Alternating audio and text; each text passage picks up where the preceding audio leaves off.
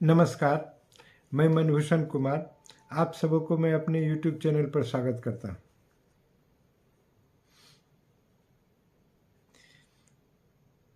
आज एक समाचार बड़ा तेजी से तैर रहा है। वह किस्सा है 3 कृष्णा मेनन मार्ग का। पता नहीं 3 कृष्णा मेनन मार्ग जो निवास स्थान है, वर्तमान में वह नरेंद्र तोमर जो भारत सरकार के कृषि मंत्री हैं, उनका निवास स्थान है। लेकिन यह निवास स्थान है या संजोग है या प्रयोग है, यह तो आप लोगों पर तय करने के लिए हम छोड़ देते हैं। यह वही निवास स्थान है जिसमें पूर्व में रक्षा मंत्री जॉर्ज फर्नांडिस रहा करते थे, और इसी निवास स्थान में 2001 में तहलका के कैमरा में जया जेटली पैसा लेते कैद हो गई थी और फिर उनको सजा भी हुआ था कोर्ट से। यह स्थिति है। इसमें जॉर्ज फर्नांडिस 2013 तक रहते थे, बाद में दूसरी जगह गए। 2019 में उनका स्वर्गवास हो गया।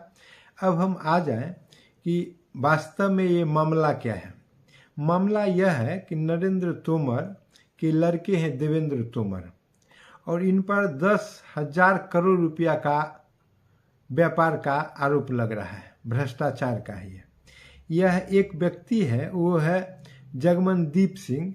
यह कनाडा का बिजनेसमैन है और यह कहता है कि देवेंद्र तोमर और गुरुद्वारा प्रबंधक कमेटी का एक सरसा है, चेयरमैन, वो मिल के उसके लिए हम 100 एकड़ जमीन में गांजा की खेती करते हैं कनाडा में। अब देखिए, वो 4 वीडियो अभी तक YouTube पर डाल चुका है और वह पूरा मुस्तैदी से यह दावा करता है। वह अपना नंबर देता है, मोबाइल नंबर देता है, और वह कहता है कि आप चाहें तो हमसे सीधा सीधा वार्ता कर सकते हैं। और यह हो भी सकता है कि नरेंद्र तोमर के खिलाफ एक गहरी साजिश हो।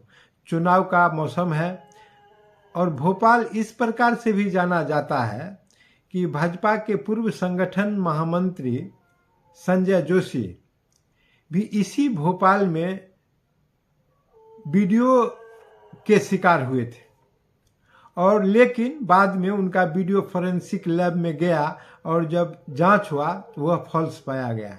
भगवान करें यह वीडियो भी फॉल्स हो, लेकिन आज के दिन यह एक सनसनीखेज मामला बना हुआ है। तरीका से सभी लोग यह मांग कर रहे हैं कि इसको सीबीआई जांच करे, जांच करके दूध का दूध और पानी का पानी निकाले, ताकि इतने गरिमा में व्यक्ति देवेंद्र तोमर, जो बहुत सहज और सरल विचार के हैं, जिनको लोकसभा से लेकर विधानसभा का चुनाव अभी लड़ा दिया गया है और उत्तर मध्य प्रदेश में मुख्यमंत्री के दावेदार के रूप में भी लोग समझते थे अगर जीते तो अगर इस प्रकार की दावेदारी है और इस प्रकार का वीडियो, कहीं ऐसा तो नहीं कि भाजपा के अंतर कलह का यह एक प्रकटीकरण है ताकि यह आगे मुख्यमंत्री नहीं बन सके, इन पर एक बदनुमा धब्बा लगाया जाए। इन सभी विषयों का जांच होना चाहिए कि आखिर उस दिन भी कोई एक व्यक्ति था जो संजय जोशी को इस प्रकार से करके बाद में जो डॉक्टरेट कहा गया कि वो वीडियो था, तो इस प्रकार से फर्जी पाया गया, और आज इसका जांच होना बहुत ज़रूरी है। वह व्यक्ति कहता है कि हम देवेंद्र तोमर के पत्नी के लिए भी जो है सो बहू के लिए पार्सल भेजते हैं। कहता है कि एक बार गांजा भी हम भेजे हैं। और सबसे तो गजब बात यह हो जाता है, गुरुद्वारा प्रबंधक कमेटी का जो चेयरमैन है सरसा, इसका भी नाम यह लेता है और यह कहता है कि ये गुरुद्वारा प्रबंधन कमेटी के माध्यम से पैसा जो है सो वाइट होता है।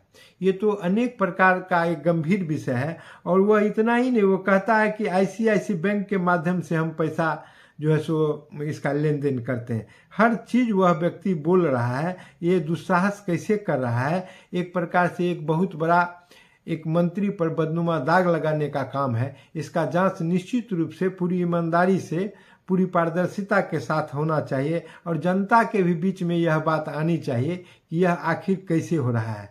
यह बहुत दुर्भाग्यपूर्ण बात है कि एक विदेश में बैठा हुआ व्यक्ति जो अपने को कनाडा का बिजनेसमैन कहता है, और यह इतना ही नहीं, वह यह भी फोटो देता है कि हम कृष्णा मेनन मार्ग 3 के रूम में गए हुए हैं, उसको भी वो अपने लगाता है।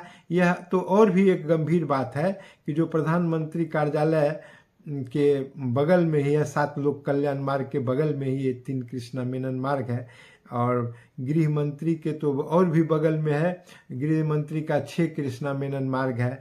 इस प्रकार से आप देखेंगे तो इसकी जांच होनी नित्यांत आवश्यक है। यह पहले तो 100 करोड़ का मामला आया था, फिर 500 करोड़ का गया। वह अपने मन से कनेडियन जो बिजनेसमैन है वो जगमनदीप सिंह, तो वह खुद बोलता है कि नहीं, यह मामला जो है सो 10,000 करोड़ का है, और ये दोनों मिलके, ये देवेंद्र तोमर और ये सिरसा मिलके हमारे साथ ही बिजनेस करते हैं।